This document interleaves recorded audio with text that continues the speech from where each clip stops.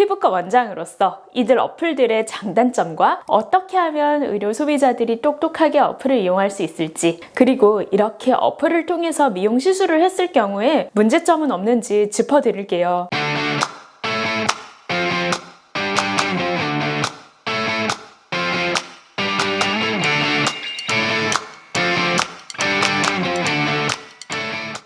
안녕하세요. 몬스터클리닉 대표원장 박희선이에요. 오늘은 피부과에 대한 이야기보다는 미용 성형 어플에 대한 이야기를 해보려고 하는데요. 여러분들 중에서 미용 성형 어플 갖고 계신 분들이 있으신가요? 몇 년 전만 해도 미용 성형 어플인 바비톡, 강남언니, 여신티켓 이런 어플들이 좀 생소하던 시절이 있었어요. 그러다가 2023년에 누적 가입자 수가 바비톡이 600만을 넘고 강남언니가 500만 명 이상이 되면서 미용 성형 쪽으로 관심이 있는 분들은 한 번쯤은 이들의 이름을 들어봤을 만한 그런 국민 어플들이 되었는데요. 피부과 원장으로서 이들 어플들의 장단점과 어떻게 하면 의료 소비자들이 똑똑하게 어플을 이용할 수 있을지, 그리고 이렇게 어플을 통해서 미용 시술을 했을 경우에 문제점은 없는지 짚어드릴게요. 오늘 이 영상만 보시면 병원을 선택하는 데 있어서 많은 도움이 되실 테니까 오늘 꼭 끝까지 시청해주세요. 저희 병원인 몬스터 클리닉의 경우에도 이제 피부 성형 3대 어플인 강남언니, 바비톡, 여신티켓 모두에 입점이 되어 있어요. 그래서 저 역시도 이제 의료 소비자로서 예전에 어플을 깔아서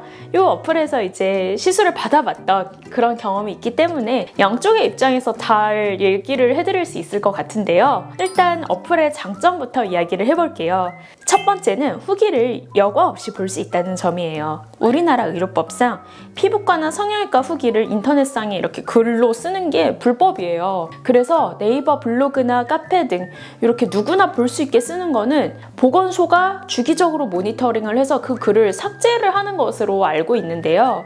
그러다 보니까 소비자 입장에서는 대체 어느 병원이 잘하는 병원인지, 내가 어딜 가야 되는지 이런 거 좀 궁금해 하실 수 있잖아요. 그래서 이런 어플은 가입을 받은 후에 가입된 사람들에 한해서 후기를 볼 수 있는 그런 장점이 있어요. 그래서 블라인드로 병원을 가지 않아도 되고 또 여러 병원들의 후기를 한자리에서 꼼꼼히 비교할 수 있다는 장점은 굉장히 큰 장점이겠죠. 그래서 소비자가 직접 병원을 택할 때 굉장히 큰 이점이 될 거라고 생각을 하고요. 두 번째는 가격을 미리 알고 갈 수 있다는 점이에요. 몇 년 전만 해도 성형외과 쪽에 상담 전화를 넣으면은 고객님 정확한 가격은 오셔서 내원 후에 상담 후에 알려드릴게요. 이렇게 하는 경우가 많았어요. 그러다 보니까 멀리서 오는 경우도 있잖아요. 병원이 가까울 수도 있지만 근데 이제 멀리서 왔는데 시간 낭비할 수도 있고 마음을 먹고 갔는데 생각보다 비싼 가격에 당황할 수도 있었는데요. 어플에서는 미리 가격 고지가 되어 있기 때문에 가격 때문에 허탕을 치는 일은 적어도 줄어들었을 거라고 생각을 해요. 세 번째는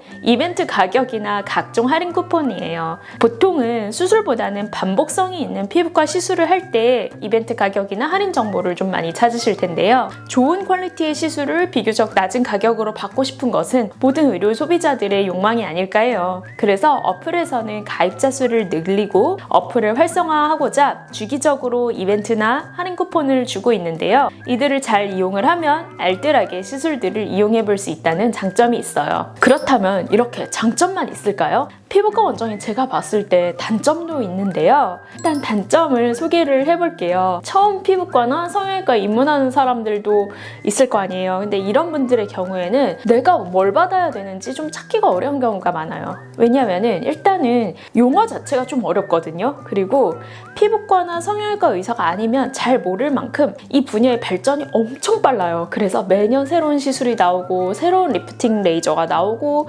새로운 수술법이 개발되기도 하죠. 그렇기 때문에 의외로 어느 정도는 조금 사전에 지식이 있어야 어플 이용이 수월할 수 있다는 그런 점이 있어요. 그래서 예를 들어서 내가 모공이 고민이긴 한데 정말 많은 시술들이 있는데 이 중에서 가장 뭘 먼저 해야 될지, 내 나이나 내가 병원에 자주 올 수 있는지, 그리고 다운타임은 어떻게 되고 가격 부담은 어떻게 되고 몇 번 정도 해야 되는지 다른 많은 사회적인 상황들을 같이 고려를 해서 시술을 선택을 해야 되는데 이런 부분을 의료 소비자가 처음에 선뜻 선택하기는 조금 어려울 수 있다는 생각이 들고 이 선택이 좀 잘못됐을 수도 있다는 생각이 들어요. 그래서 이런 부분들을 해소하고자 병원들에서는 미리 어플로 결제를 하고 오셨다고 하더라도 추가적인 상담을 진행해 드리는 경우가 굉장히 많아요. 저는 의사로 의사로서 이 추가적인 상담이 굉장히 중요하다고 생각을 하는데요. 광고에서만 보던 정보랑 내가 원하던 효과는 좀 다를 수 있고, 뭐 정보 중에서 뭐 1부터 10까지 다 효과가 있다고 하는데 내가 원하는 건 1이 진짜 강했으면 좋겠어,